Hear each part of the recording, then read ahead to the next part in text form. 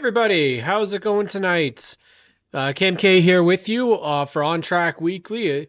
Just a little bit past our start time. Trying to get everything organized for tonight. We have a new stream code, and uh, the wizard put it forward to see if that was going to help some of the tech issues, and it looks like that was um, the case because put it through, and we connected no problem tonight. That's huge. What's also huge is our guest list tonight. We've got some really, really cool names stopping by the show.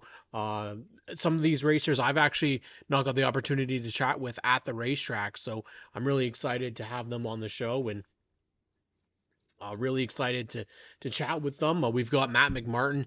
He's going to be coming up from the Bone Stock division at Peterborough Speedway, only second year behind the wheel this past season. When I talk with him about how it went and what's it like having Ashley and Scott as parents. Definitely, I got to ask them that and see kind of what happens with his answer there. But Garrett Temersma is also going to join us.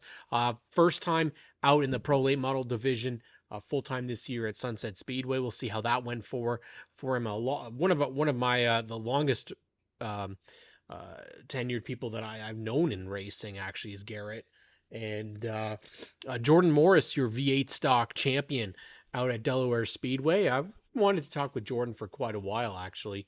And along with him, Haley McNichol, the only female that runs the Ontario Legend Car Series at all.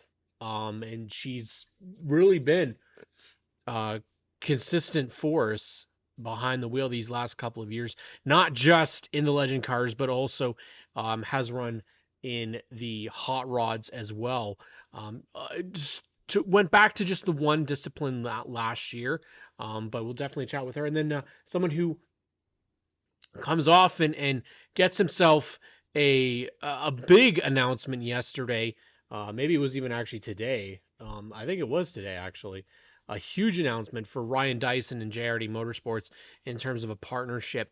We'll talk with him about that, what his plans are as well for next year. And he's always somebody that is pumping out content. So what will Ryan Dyson and JRD Motorsports be able to put forward to the racing world? We know they typically do an off-season build of some sort. So what is it that people should be watching out for him in this off-season? And of course, we've got to ask him how being a dad has been this last year. Ryan's definitely got a busy household, and JRD Motorsports full season once again this year, and touring across the province with the Dayco Superstocks, and then of course weekly with Delaware Superstocks. So stay tuned. We're gonna welcome in one of the names that is, quickly becoming a very well-known name out at Peterborough Speedway in their bone stock division. Now, obviously, it was a little bit crowded last year. Once again, in the bone stocks, there was weeks where they had a really good car count, and some weeks it quite quieted down a little bit. Of the 9 races that they did run last year, he ran 8 of them, and really had some decent runs, and I know drove his mother's heartbeat a little bit insane over that time. But Matt McMartin joins us here on the program, and we'll welcome in this young driver from the Battlefield Cat Rental Store Bone Stock division. And this is obviously a treat because he's doing it from the home shop. It would appear, Ashley's office, it would appear, because apparently his own equipment is a little too filled up with all of his other content. But Matt McMartin, buddy, I love asking this question because you've got the stash in full effect for Movember. How old are you right now, Matt? I'm only 17 years old.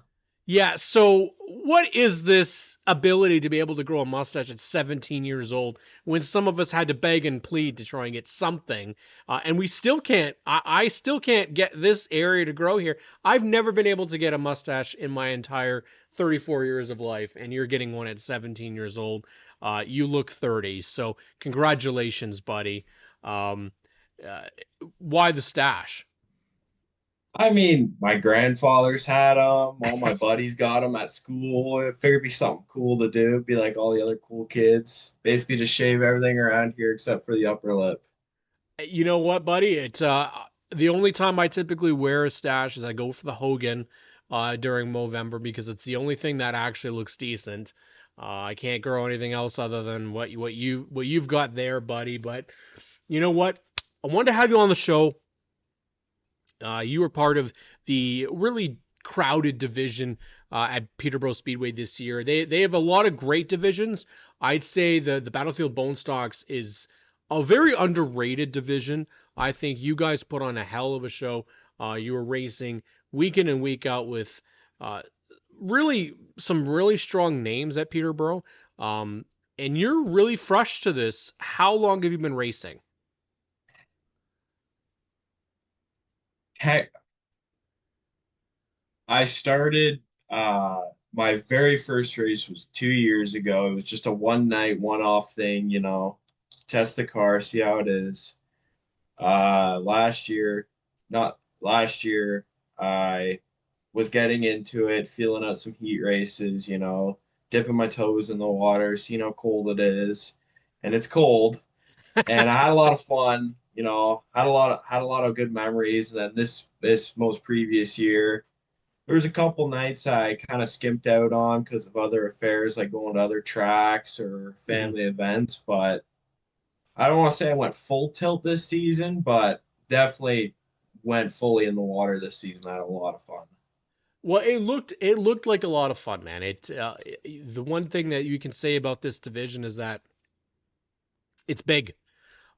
It's really big. You guys had, I think, a total. Some weeks you had up to 22 cars out there, and Yeah. then I think the lowest count I ever saw was 14, and that was towards the end of the year. You get a great experience there because you guys get to do two heat races a night, and then the feature. It makes for a very, very long night. But for yourself, getting used to kind of being behind the wheel, how do you find the heat racing? Sometimes I prefer the heats more than the features, Oh yeah, Well, when I'm out there, just the anticipation for a feature yeah. is crazy because you've already had your two heats and you want to keep building on that momentum, and you're sitting there waiting in line up. There's a red flag or a yellow flag, and you just keep sitting there and it keeps going through your head like there's so many cars around me. So I find the heat races I have a lot more fun in because I can just kind of go out there. It's only a couple laps, burn some rubber, burn some fuel, have some fun. Well, I mean, it definitely, I can say that one thing I noticed just from being in the infield is that you definitely been given it behind the wheel. I know because I get your mom's messages to me saying like she can't breathe when she's watching you race. But it looked like this year you maybe a little bit timid to start the year, but towards the end. I don't know. I'm just saying from a outside perspective, it looked like you felt a lot more comfortable behind the wheel. Is that true? Oh, 100%. Start Yeah. of the year, coming off of winter, you know, couple new things, fixing some things from last season, from the accident with the on turn four and all that other stuff, finding what's wrong with the car, going out there, kind of like a fresh my first season, I want to say, because I did Yeah. start the other one before a little bit later. And it took me a little bit of time to build up as I started running with all the new drivers and everything and kind of finding out where I fit in the pack. That's when I just like, all right, yeah, time to have some fun. Kind of figured it out now. Who is somebody that you would be typically running with in the pack? Because I feel like you kind of had the same drivers around you. You'd have the same guys kind of get to the front, and then you'd be racing with kind of the same guys every week.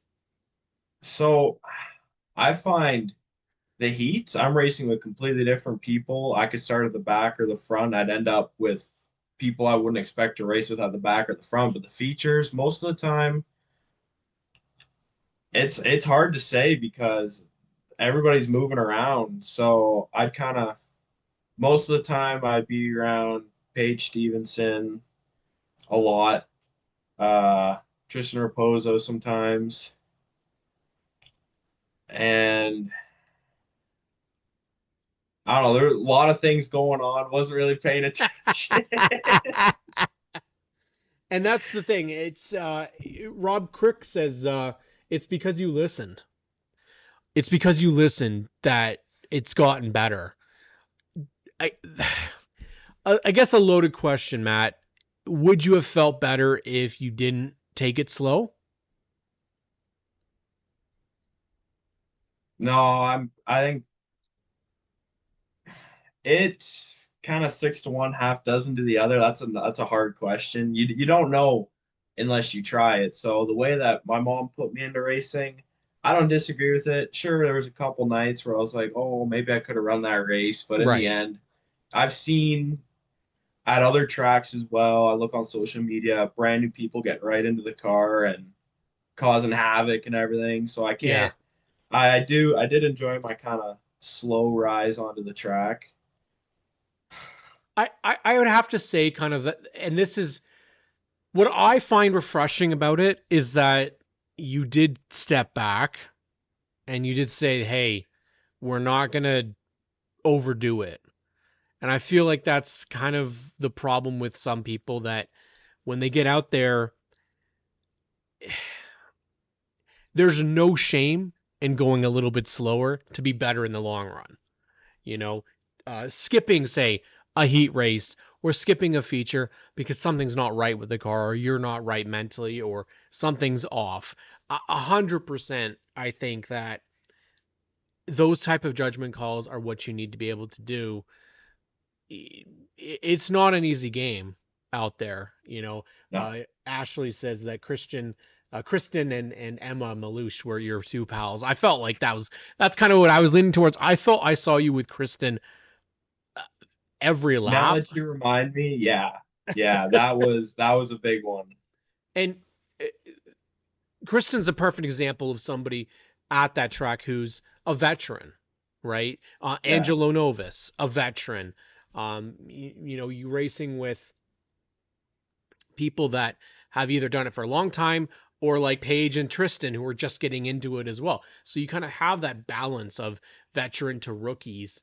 Um, where do you feel your level of skill is at now after this season? Are you still like we're still behind a little bit or we are going to challenge for wins?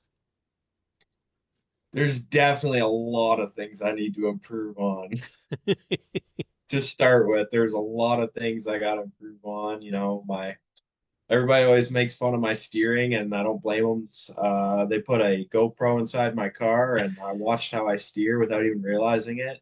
So I want to say I'm just going next year. I'm not going for wins, but I am gonna try and improve myself from last year with just driving.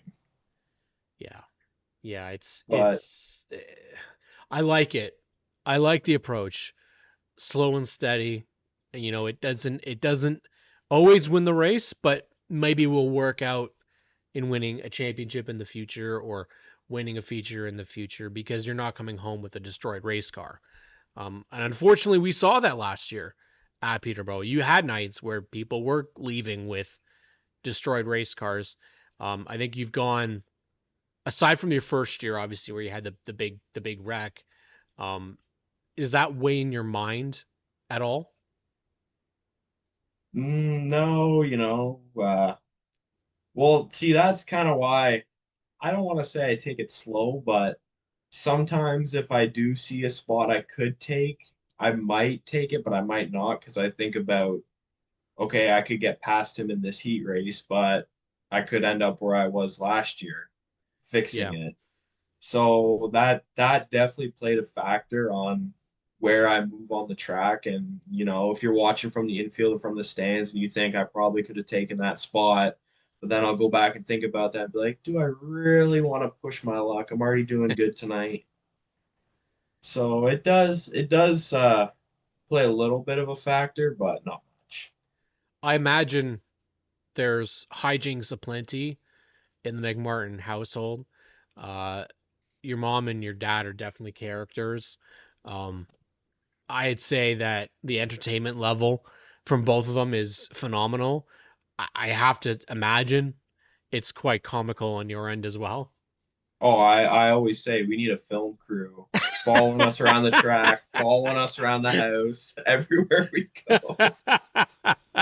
All the McMartins coming next Yeah. to your local station. Yeah, buddy, I would definitely be on board for that. I think the Lakeside Mobile Tire Incorporated brand um, needs its own reality show, just like Mitch Wright with his, he had his heavy rescue 401. So Yeah. we need to get you guys something out there as well, bud. But you know what? I'm excited for you. I think, um, I've chatted with you at the racetrack a couple times and seen you on there, and I definitely think that there's a lot of potential there. And um, we had the throwback last year for the cold trickle. So is that staying, or is there going to be a new look? At this point, I'm putting it down to a coin flip, but I think a lot of people recognize that car. Yeah. I even have people coming up to me at school that never knew I raced, and they saw, posts and everything, and they're like, "That's your car?" And I was like, "Yeah, have you seen the movie?" Like, "Yeah, we have." So, I think just from that standpoint, I think I might just run it back one more time. And you know what? No shame in that. I think that that's you want to have something that people know and that people appreciate out on the racetrack. And there's no shame in having the car that everybody knows and starts calling you cold trickle, right? So Yeah. uh, it's awesome to see. Matt, thank you so much for joining me tonight, bud. And we'll have a couple more chats in the off season, and we'll get you back on when we get ready to go racing in 2026. Alrighty.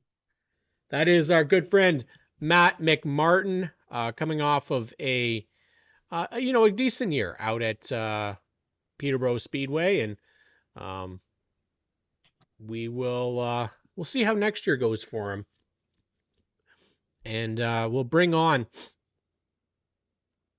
a former champion actually that we've had on the show before on SNS. I don't think he's been on.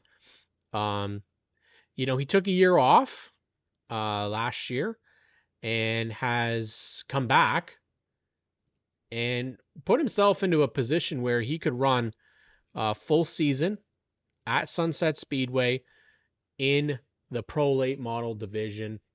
And I'm sure it was a bit of a learning experience. And it has been a while since I've been able to chat with him. And I'm happy that we're going to be able to do it now. Garrett Tiemersma joins me on the show tonight.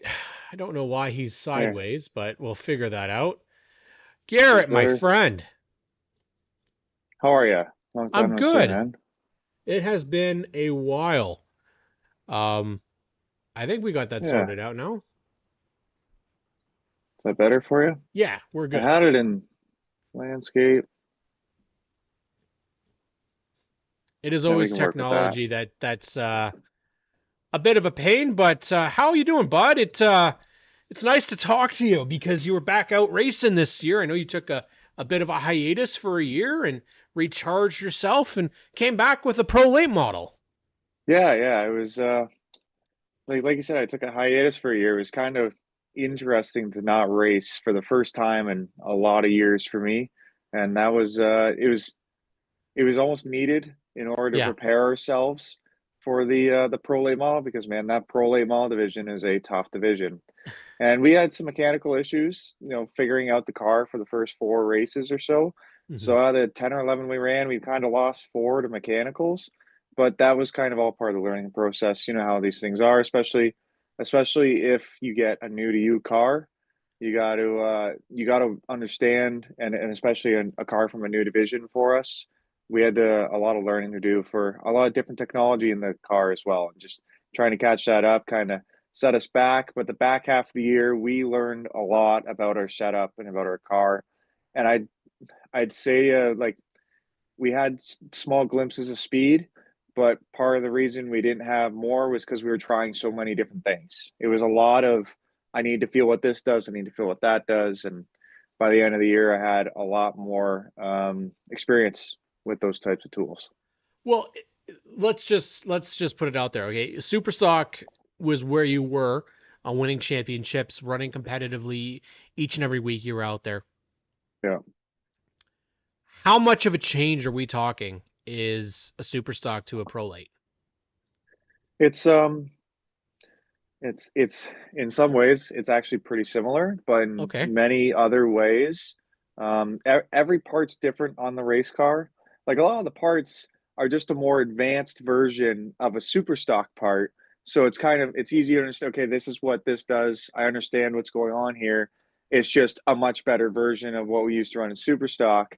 But then when it comes to the suspension technology, it's a totally different world. It's a totally different world. We had a Camaro Clip leaf spring car, and for context, those leaf springs are what you find in the back of your pickup truck. And coming to a coil over rear end with three different trailing arms, and on top of that, four springs in the front end, not just two. It's a completely different ballpark, and that's honestly where all the speed is in Pro Late models is your springs and your shocks. Would figure because we have a really good car. It's good equipment, and the thing in Prolate is everybody's got a good car, and because the parts are so reliable, it's purely about your setup, which is why it's probably the most competitive division. Is it shows off the best drivers and crew chiefs as it's all about finding it in the setup because everybody has some of the best equipment, you know. And there's little things here and there that you can always push the boundaries on, and other people are like Steckley's and Dale Shaw's and Jordan Houses are good at doing it because they've done it so long, and they're good drivers and good crews teams. But a lot of it's very close and all on the driver setup and crew chief setup. So it truly shows your skill. I think that was one of the things that we talked about with Ollie Ferguson because he was in the same boat to make a huge jump Yeah, and going from OSS into Prolates, and it is a whole other level. And one of the things remember mentioning to his dad was that it's not a matter of that you're going to Prolate model; it's that you're going to Prolate model with guys just like you mentioned, the Gord Shepherds of the world, the Dale Shaws of the world, the Kyle Steckleys of the world, the Josh Stoddies, the guys have been doing it for years and years and years, and all of a sudden you're starting at scratch. Um, yeah, did you feel like you were going to be as off pace as you were to start the year? Were you expecting to be semi-competitive right away, or you knew like, hey, I'm going to take my time here. I'm going to see how this goes, and then if we can get better by the end of the year, we'll be, you know, a better a better pace on the track. yeah. But you weren't going to go do something too crazy to start your time in prolates. Yeah, because my dad and I, that's really the brains of our operation, really, for our setups and things like that. Shout out to JRD Motorsports. Congrats on the multi-year partnership. That's all right. Yeah. But yeah, I see they're commenting in the chat. But it's just our learning curve in the Pro Late model. We followed where we thought we could go for the first five, six, seven races. And where we really felt like we were disappointed was the last three or four. And at that point, Interesting. we were going to a lot of Friday practices, and we were trying a lot of different setups. And after the season, my dad and I sat down and we kind of discussed that we thought that some of the setups we ran at the beginning of the year were actually more successful than the ones we ran at the end of the year. And Interesting. because we had mechanical gremlins, maybe we attributed some of our loss of speed to those setups compared to some of the issues we were having. But the one thing, like, we haven't tested a lot of our shocks, we haven't tested our engine, so we're doing all that this winter to really understand what's going on with our car a little bit more. There's only so much time in the day these days. Um, but I really do feel like the back half of our, like, the last four races or so, we were disappointed. Um, we were awful in the Junior Hanley Classic, just awful. We got wrecked in the velocity event, or the final dance, whatever it was. Um, and I felt like we were a little better, but we still weren't going to be any good. Um, our best race, both my dad and I thought, was our race in the beginning of July. It was a 100 lapper. It was just a 100 lapper event. I don't think it was the Steve Slaughter Classic. And we had like 8 or 9 cars. And there was a couple guys testing for the APC race, which was going to be like a week or two later. Yeah. And we ran 100 laps, green to checkered. I ended up finishing like fourth, or I think I finished fifth in that race. And I didn't get lapped in 100 green flag laps. And I was actually catching fourth. Like, it would have taken me another 20 laps after. But I definitely would have caught them. I could tell we were gaining, and we were running consistent lap times. And it was a completely different setup than what we finished the year with. And I kind of want to go back to that, because that was our first real race where we didn't have problems. And then we thought, oh, maybe like, we didn't spend enough time on it. I think we were trying to jump to Right. all the different things and say, hey, let's try this, let's try that. We heard this guy runs this guy runs that. We had some advice from people, and we just wanted to try everybody's. So that way we kind of had a wide palette, because the other thing was, we knew we weren't going to be a championship contender or anything. It's not like I was trying to get every point every week. It was more about educating ourselves. And I think we made progress there, but we didn't find the speed we were looking for. Well, I think if you're going to talk about a class to be with, Sunsets was the best, I think, core of racers that you could have possibly been with. Like you said, Jordan House has won, I don't know how many championships now. Is it 4? It feels like Yeah. more. It Right. feels like he's won more. Maybe it's because he Yeah. wins every time I'm there. But He won. uh, He won the first year, I think, when I was in Super Stock, and then he won the first year of the prolates, and then, or maybe the first 2 years of the prolates, yeah, and then obviously this one just this past year. he is something else. You have Dale Shaw, obviously, who, I mean, first APC champion. Yeah. Paul Maltese out there, who's been a former champion, been running Yeah. that division every week. Gord Shepard, I don't Veteran. think he didn't get out there as much as Travis Halliburton. Same thing, didn't get out there as much as we would have hoped. Yes, Ryan, I definitely want to see 17 full time at Delhi Oh so we can fist bump weekly. He's not 17 though. He's 77. Come on, man, you gotta yeah. pay attention. Yeah, I don't blame him. I literally was talking this year, and I said the 17 car once or twice, and I'm like, I'm not 17 anymore. I even I was at the banquet a couple years ago with Josh Stoddy, and I knew I was Yeah. going pro late, and I said, "Hey, how are you sure you don't want to sell your number to me?" Yeah, it would have been a good deal, especially with how Yeah, his year worked out for him. Dale Shaw yeah, says the Pro Late model level is tough sledding. It really does appear that way, but I'm glad that I had you on because y- I like seeing people come in and take on that challenge. I think yeah, arguably, Garrett, and correct me if I'm wrong, but you kind of did it all and as you in the Super Sox because you were competitive. You won the championship at Sunset Speedway. You were competitive and won races at Peterborough Speedway. yeah, Prolates is kind of the next step to that.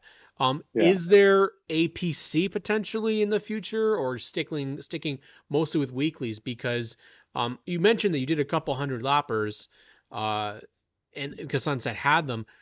If you end up going, say, to Peterborough next year, they don't do the 100s very often. They do more of a 25 lappers. So, Yeah. where would you be kind of heading towards the shorter distance, or you like the longer distance? Where do you feel comfortable? Our best 2 or 3 races were all the 100 lappers.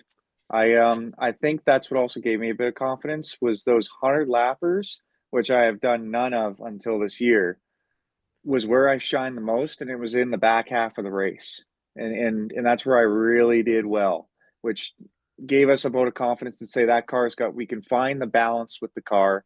We just need to find some speed. And on top of that, I was able to just endure the race to get to those points.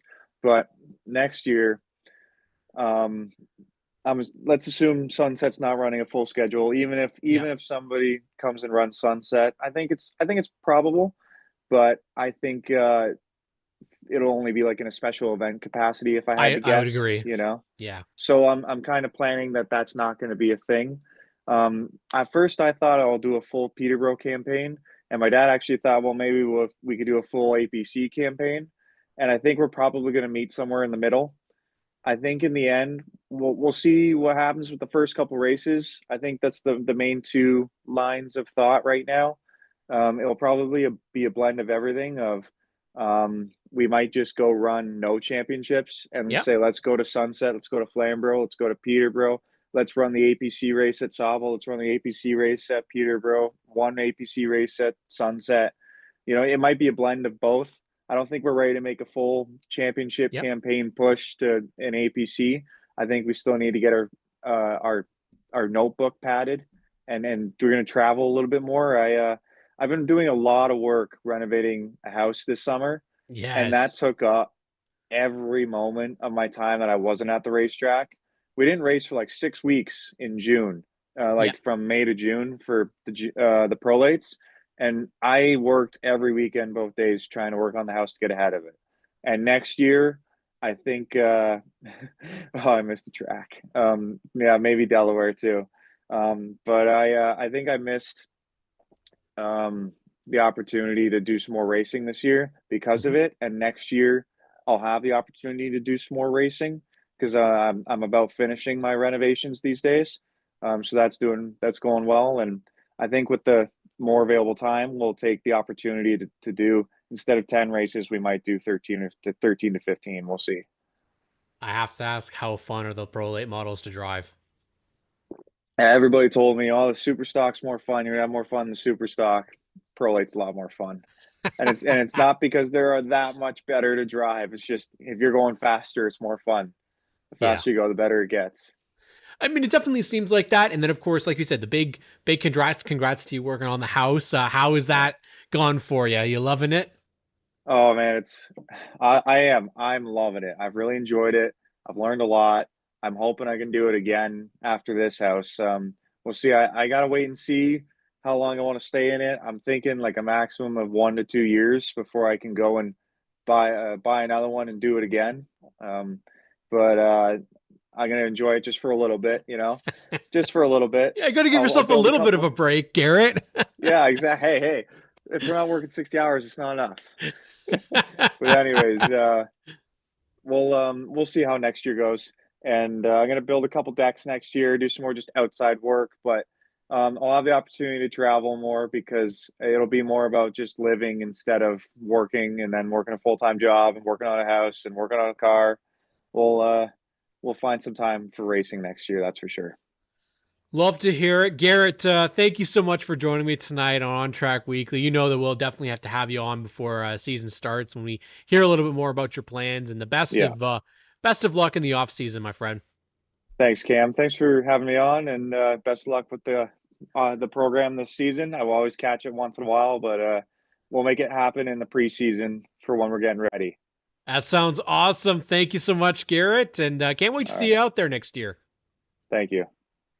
Garrett Tiemersma from Sunset Speedway, of course. Hopefully, we'll see him in some APC races next year. That would obviously be a lot of fun to see. I mean, as Dale Shaw says, the only way to get better is to race the best, and the best of the best are the APC series. I think the focus, Oscar not being a part of URS anymore, this is where they're going to go full balls to the wall, try and make their programs as best as possible. Oscar's going to try and make their stuff best as possible. And of course, the home tracks are going to make things as best as popular. I want to say Gary was one of the first people that we got to know on the weekly racing side of things, and he's kind of one of those racers that pulled us in to the weekly racing, and so has the broadcasts that Rogers Television does at Delaware Speedway, and the next guest on the show has been one of the names actually that I get to see on a weekly basis. Not just winning races, but winning championships this year. He went out and put himself officially in the Delaware Speedway record books as champion this year. Jordan Morris joins me on the show tonight. I know it was a busy one for you, Jordan, with hockey going on for the little ones. So thank you so much for joining me tonight. Yeah, no worries. Well, let's start it off, bud, with a great year for you guys out in the V8 stock division, and really fun year. From a fan standpoint, you guys put on a show once again this year.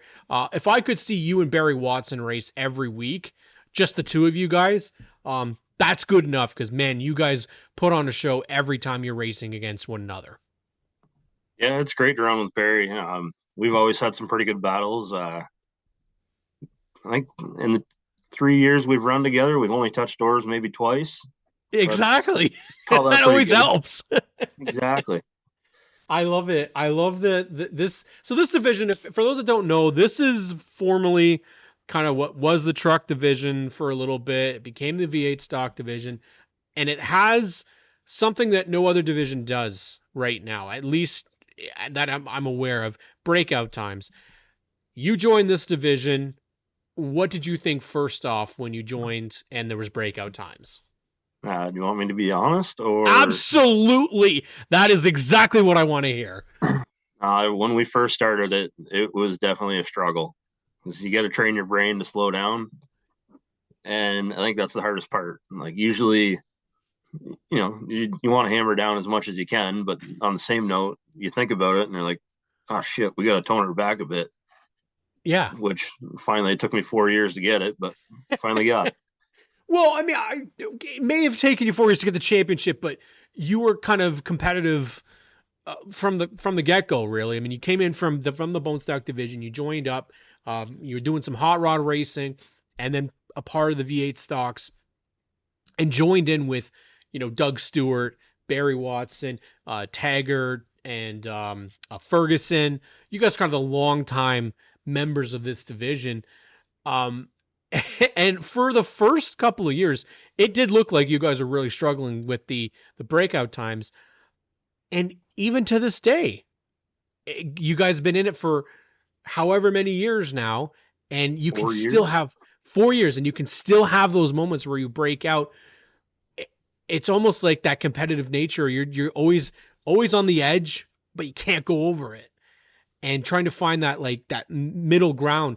Have you guys found it any easier 4 years later to match or not break out? No, honestly, I think I'm getting worse. We picked up a better car a couple of years ago, and it's a lot more to slow it down now than in the old car. I mean, the old one was just a street stock that was, mildly updated. And then when we bought this new limited late, there's a whole bunch more adjustments that you can play with, and a whole bunch more we're still trying to figure out. I mean, I'm one that finds entertainment in any sort of racing, and frankly, it's the V8 stock championship has come from what it was, which was, I think, 4, maybe 5 cars, to now you guys have a field weekly over 10 cars. Hell, you guys had more cars out during the NASCAR Canada event than the NASCAR Canada series did, by not a little bit. You guys had, I think, 22 cars, and they had, I think, maybe 12. I think they had 14 there that day. 14. So you guys beat them by quite a bit. Put on really, really great photo finishes, and not a ton of contact. There's been some, but not a stupid amount of contact. Where do you feel this division is heading in the future? I think we're heading in the right direction. I mean, the last race, I know we had a bunch of hot rods show up for it, but that was our biggest car count in the year. And I think we had like 26 or 27 of us show up to the last race. I mean, that's pretty impressive. And that was a lot of competition to try and work around and not get too far in your head and too far into the pedal. But for the most part, it was good. Got it. Like, you got it. You got the title. 5 points. I don't mean, you left it pretty pretty tight between you and Barry, and Barry had that stretch where I think he won 4 out of 5 weeks straight. How did you come back? Not too sure. Just basically just had to stay consistent and not screw up. Really, it was a struggle at points because you see the car ahead of you and you just want to track them down, but kind of the guys who you can race with and kind of the guys you can judge off to keep yourself in the ballpark. It almost feels, though, that there's a youth resurgence coming into this division of sorts. Caden Patrick, I don't know if people are sleeping on him, but that kid's coming up there real quick, third in points. Got a feature win again this year. Lucas Orr, Kara Martin. The younger generation seems to be coming in, and they're struggling just as much as you guys are with the breakout times, but I'm seeing them starting to crop in there, and I mean, they're beating Mike, they're beating Clutterbuck, they're beating Randy Martin, so the younger kids are getting the hang of this. Do you expect that is going to continue? Oh, for sure it will. I think I know for the most part, a lot of these guys are returning. Nice. There's going to be a few more younger guys that kind of are going to come out of the woodwork here. I can't remember who they were, but I've talked to too many people over the last month and kind of getting a roundabout idea on who's coming back, who's moving up. So, Jordan, if you're going to sell this, what can people use for a V8 stock? Anything. We just picked up a car. Well, anything that has a V8. Perfect. There's no rules. We don't have to tech at the end of the night. They tech you at the beginning of the year. As long as your safety stuff's up to par, it's free game. I mean, what kind of more selling point do we need? That's exactly what you want to hear. Go out there. What currently is your car that you're racing? What was it previously to what you're using it for now? It was Brandon Feeney's late model from Peterborough. No shit, eh? Yeah. Awesome. See, there you go. Use for cars. Love it. I love it. I do like to say you also have some of the best looking race cars that Delaware puts out there. This year's was, I would prefer the previous one to this one, but still solid looking. If you had a choice though, and you had to pick one of your competitors that had a car that you think was lights out, it was beautiful, whose are you picking from this year? I mean, I'm a fan of Tiger's car. Not too fond of the color on it, but that body style I do love. That body style was fantastic. Kara's car, the old Chevelle. Yeah, I like that. I mean, anything retro looking kind of just reminds me of my grandpa's old like diamond late models and stuff like that from back in the day. Well, you know what, bud? We are here for it. We are excited for it. And for your debut on ONTrack Weekly, I really appreciate you coming on and chatting with me, following hockey. I know it's a busy life and being a parent. So hopefully we'll get to have you on a couple more times in the off season and even into the racing season next year. Yeah, I appreciate the offer. And hopefully hockey slows down a bit here because we're pretty gung ho. Like we're at the rink 4 times a week. Oh, okay. Yeah, that's very busy then. Thank you so much, Jordan, and best of luck in the off season. Thank you. That is Jordan Morris, your 2025 V8 stock champion from Delaware Speedway here on the show. Running a little bit behind because we had Jordan joined in a little bit later there, so we're going to bring on the only lady of the oval who competes on the Ontario Legend Car circuit. She's also done hot rods. She's also done the Great Lakes Legends. She's kind of done a lot of racing over the years, and she continues to do it and do it well.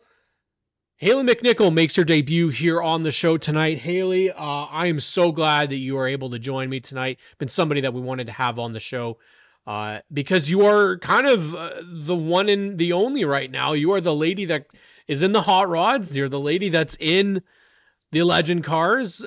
Why is it that you're the only one? We need more ladies out there. I agree, yeah. It's 12 in points, full season.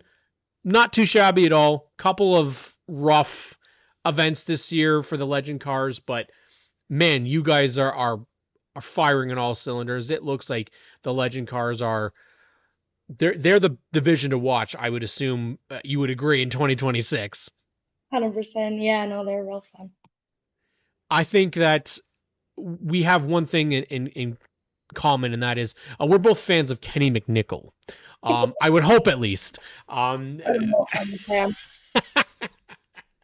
Uh, so what's it been like this year? Because Kenny, not really racing as much. He was kind of spearheading the team, and it was a bit of a rough kind of start for you guys. Eric had a Mhm. terrible crash at Sunset Speedway. You and Mark had a bad crash at Peterborough, and that was like the first two events of the year. But you came back and you Yeah. battled back.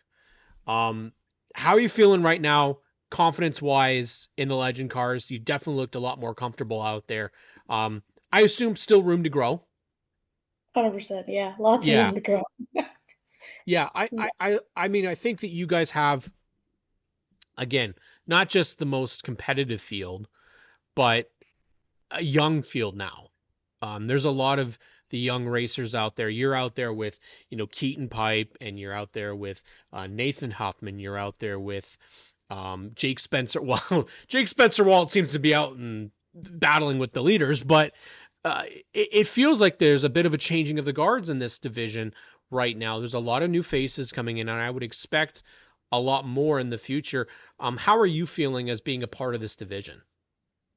I really like the Legend cars. They're a lot of fun, and it's a wide group of people, like a wide variety of people. You got guys like my dad racing them, and then you got your middle guys like Dawson, and then us young guys. So it's cool. I like it. And you've done kind of the tour. You've done the Great Lakes Legends as well. Didn't do them as much this year, I don't believe, correct? No, we raced one or two races with Yeah, them. One or yeah. two, yeah. So the difference between the two really is no difference. It's the same car. It's just a matter of the tracks that you guys compete on. Pretty much. I would say, like, with the Ontario Legend Series, the competition is, like, a lot more, like, it's a lot tougher, but, yeah, there's really no difference between the 2 series. I'm hoping that we will be able to talk in the future that you will have a couple more ladies of the Oval join you. It seems like a missed opportunity to have. I mean, Ava, I guess, is probably the closest right now. Ava Bounty, because she's in the Bandolero, right? Yeah, I think her and Lila are kind of the two ladies that theoretically could move into the Legend cars. You've obviously done the hot rod in the Legend cars. You ran Sweet Pea a couple years ago. First off, yeah. is Sweet Pea still around? And Yeah, yes, once okay. Okay, that's the big question because she wasn't out there a lot this year. So, yeah, once. biggest difference between a hot rod and the Legend card, do they drive at all similar? Honestly, no. I always the way I explain it to everybody is a Legend car, you're, like, up on the wheel constantly, and then you go to the hot rod, and it's like you're driving a lazy boy. Oh, okay. So I definitely feel more comfortable in a hot rod than I would a Legend car. For sure. I definitely would rather be much more laid back than on the wheel all the time. But you had Yeah. mentioned it. You're racing out there. Uh, these events are only 25 laps, but I would imagine the stress level, especially where you're racing, because you're right in the thick of it. Like you are in the middle of the pack where all the action is. You're racing up on the wheel, like you said, for 25 straight laps. And sometimes that turns into 45 minutes. Sometimes that turns into an hour, depending on the racetrack. Um, which is the one that you're feeling most comfortable at though? Because you race kind of all over the place in the Legend cars. Is there one track that you're finding yourself much more comfortable? I personally like Sobble the best. It's the track I do the best at, and it's the track I'm most comfortable at. So I'd say Sobble, yeah. Sobel definitely seems to be the name that we hear a lot, uh, which is hilarious because there was I want to say it was either last year or the year before when you guys brought 28 cars. You had 36 show up, and 28. And I swear to God, you guys had maybe 15 cautions in the and you didn't make, I think, 5 laps. I'm probably sure Robin had no hair left because he was pulling it out. But compared, let's do the flip side then to that, Haley. The track that maybe you're still working on. You're comfortable more at Sauble. Is there one that's, a work in progress? Long. I don't go along with Sunset very well. Yeah, that's another one that we hear a lot, actually. Hear a lot of people like Sauble, and then a lot of people struggle at Sunset. It just seems to be the way things are. Do you know what your plans are for next year? Are you going to be sticking around kind of doing the legend stuff, or you potentially going to do hot rod stuff again, because we now know Oscar going back out on its own again? You and your dad obviously were big supporters being a part of that division full time, and obviously based off of what I see, I think you want to race anything every week if possible. So what do you have an idea what you're thinking about for next year? Yeah, so next year I'm getting a new legend. So my Nice. legend is getting sold. So that's exciting. And then the Sweet Pea, the truck body is getting sold as well.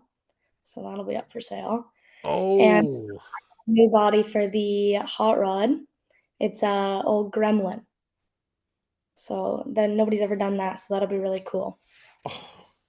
okay. Well, I'm sold. Haley, I love to chat longer with you. Unfortunately, we're running low on time due to some delays. But you know what? This was fun. Let's have you back on the show, even if we have to have you on SNS as well. Get you chatting a bit more. I've loved talking with the ladies of the Oval, and you do a great job representing the ladies out there, and you guys are always sharing, always posting. So big congrats. People follow along, because, like I said, Haley's very up to date on the social media. Haley McNichol Racing is, I think, the main source of your racing on Facebook. Is that? And the Gearbox Girl, which is my mom. Gearbox Girl. There we go. I'm all for it. You guys should be for it as well. Get more ladies to join Haley. We need more of her friends out there to join her and kick the guys' butts in the Ontario Legend cars and Great Lakes Legends. Haley, thank you so much for joining me tonight. Thank you. That is Haley McNichol. Can't wait to see her on the track next year in 2 divisions. Once again, I'm actually really excited that she's going to have a new body on that, a Gremlin. I love it. I love it. I can't say that this next guy is a Gremlin. He's a good guy. Well, sometimes, most times. He's sideways up on the show right now. We're having that same issue, same glitch as we had before. I think he's sitting in his race car as we are talking right now. Ryan Dyson is here on the show. Well, it was kind of a quiet day for you, eh, Ryan? Yeah, nothing dramatic. First of all, am I still sideways, or did I do? You're good. You're good now. Okay. Yeah. Yeah, pretty quiet day. How's it feel, bud? Feels really good. We've been working on it for a little while, and some things have changed, and we're really excited to finally announce what we've worked on for since the season ended, and to have that kind of security to announce a multi-year partnership, and it's really good. It's really important for our team. It's really important for any race team to be able to do that. And I don't really think that happens too often these days. Just to have the backing that we have, and that's our primary, but that's not the only multi-year contract we have. So it's pretty awesome to have people wanting to back us like that for as long as they are. And I'm really excited. We're gonna have a new look, but really excited for 2026. How new are we talking? Because we know we've seen quite a consistent, I think, kind of look to the Dyson cars over the past couple of years, and you guys never ever waste time on your look. You guys are quick to put it out there, quick to get to work. Doing a full rebuild this year? The look of the car is going to be dramatically different. It'll be a whole new color scheme, a whole new look for the race team. We're gonna have to rebrand everything. Okay. So it's signed off on, it's approved, it's been given the gold seal. So it's at my discretion when it comes out, I've been told. So, you know, a constant message from Cam a day could go a long way. But as far as the rebuild, we actually, like, speaking of not wasting any time, the car has already been stripped and is already going back together. All the body panels that need to be replaced are all done and everything. All new bumper bars, new door bars, new rad shroud, everything. We like to make sure it looks good and presentable, obviously, at all times, and we kind of like to, as soon as the season's over, keep that momentum going, and work hard for a couple weeks or a month, and then we'll take a chill pill, but kind of get it all done before the snow starts, and then once the stuff like the body and whatnot is all taken care of, then we start to meticulously go through stuff, and it's no secret this year was not what it was supposed to be for us. It was um, I'm gonna say pathetic because I'm pretty hard on us, and I expect to be what we were doing last year every single week, and I expect to be running for a championship. And we talked to you prior to this season, and you asked what our goals were, and I said if we weren't competing for a championship, it was that or bust, and it was bust. We had problem after problem after problem, and most of them were not our own fault, but that's the joys of racing. And last year we came out swinging with a brand new race car, and this year was just not the same. So we are going to meticulously go through that thing with a fine tooth comb. We have a couple ideas for some upgrades and stuff, and spend some time and make sure that next year we're racing for wins every single week. Was it just a ridiculously good year for other competitors, or was it just a bad year for you? Because I mean, we look at it from the outside perspective, from somebody who was following it. Trevor kind of had the field covered most weeks, but he only won 4 out of the 10 races. That's not what I would say as we would say as a typical domination of a season. However, if you look statistically, everybody else is kind of right with him. So where do we feel it was? Is the competition just that tight now and it's gotten better? The competition at Delaware in that series is second to none. It's, you could pick 10 cars that could win any given night. Trevor's success came early in the season. Yes, and I think he only finished in the top 5 once or twice the last 4 or 5 races. So he got a sizable lead, and then there was multiple winners. I categorize our season as pathetic, but our average finishing position was 6th. And that's not bad at all. Yeah, and I know that's not the end of the world. Some people kill for that, but the way we went last year, and we had a few tire struggles last year, and we had one blown motor, and I felt like last year, if it wasn't for those few things, we were in a title fight. We would have been battling for second in points last year had it not been for a blown motor one night. So I expected that this year, and it just was not that. Going through 4 engines and tires that don't work, and a few things like we had a brand new spring go bad one week. Like, it's just stuff that just nonstop stupidity. So we are making sure that we invest in, we're going to buy a spring smasher so that doesn't happen again. Every single week those springs are going to come out of the car, and we're going to check them. It's just some of that stuff that a brand new spring, $400 spring, you shouldn't do that, but okay, fine, we'll buy the tool and make sure it does not happen again. So it's just some of that's also learning. But yeah, it's just it's the way she goes.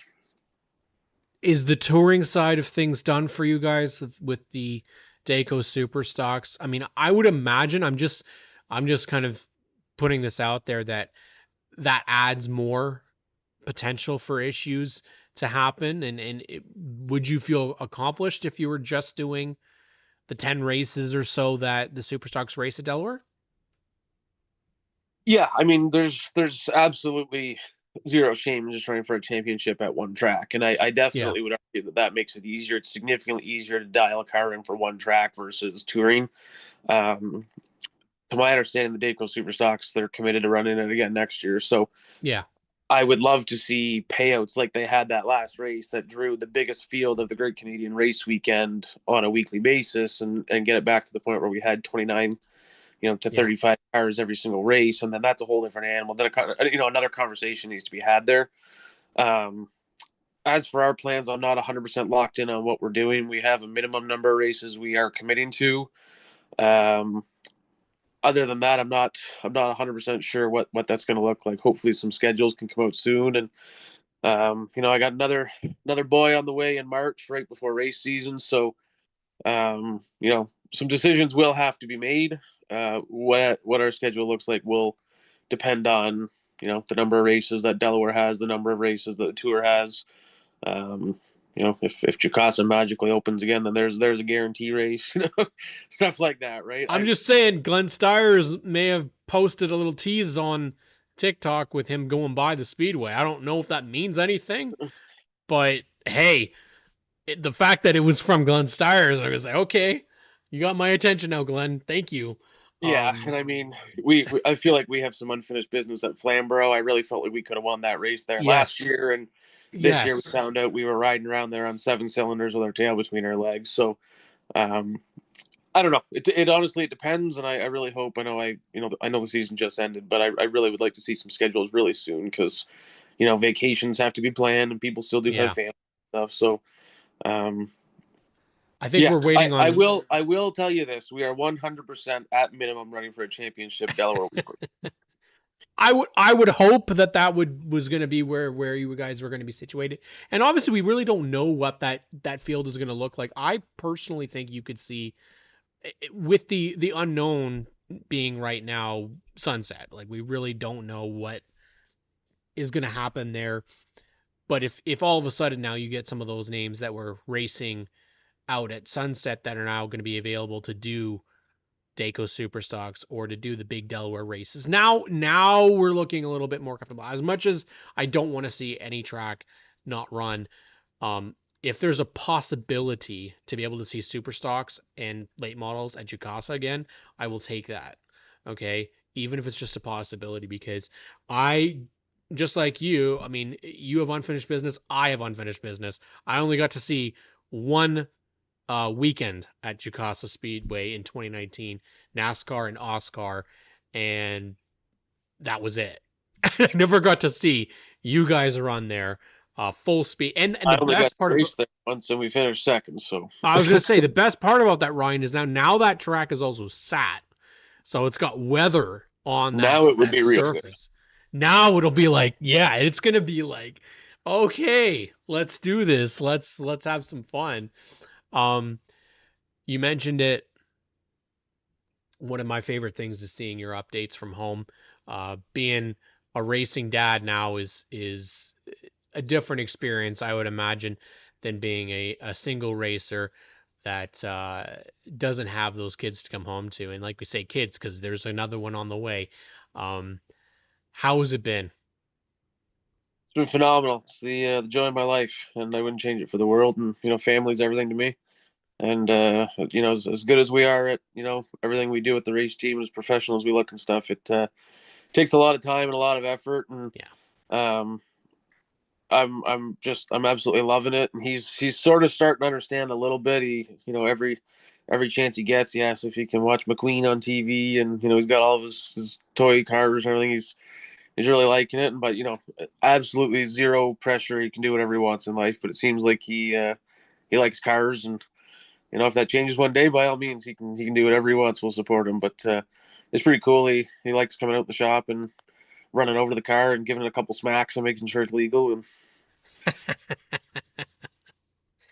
then there'll be another one out there to do it as well. But it's awesome to hear. Congratulations to you with the big news, obviously, today with Bingo Country. And I'm excited because that car looked amazing last year. And the fact that they're going to be back, I'm hoping I see gold. I'm just saying, the gold that you did last year, little trim to it, perfect. He'll be gold. I mean, just as long as it's not looking out there like a Wonka bar, it'll be okay. But I'm excited for you, bud, and It's I might have to start pushing that on social media. Release the scheme, release it, because us who really like the looks of race cars and look forward. This is my favorite time of the year.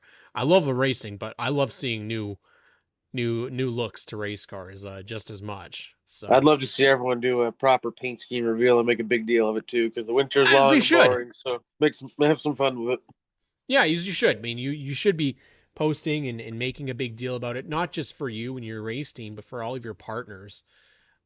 This is just as big of a thing for them as it is for all the fans and for everybody. But Ryan, I appreciate you coming on and joining me tonight, and best of luck the off season, and can't wait to see you back out there in 2026, buddy. Thank you, sir. Appreciate you having me, and anytime you give me a call, I'll be here. Sounds great, my man. That is Ryan Dyson from the Super Sox at Delaware Speedway. I've been your host, Cam K, tonight. And unfortunately, just like I said, running a little bit long. But we got our tech stuff all figured out. And we had to go ourselves a good night. And I appreciate those that stuck around and were listening in tonight. And to the guests, Matt McMartin, Garrett Temersma, Jordan Morris, Haley McNichol, and Ryan Dyson. This has been Cam K here on ONTrack Weekly on GeForce TV. We'll catch you all next week.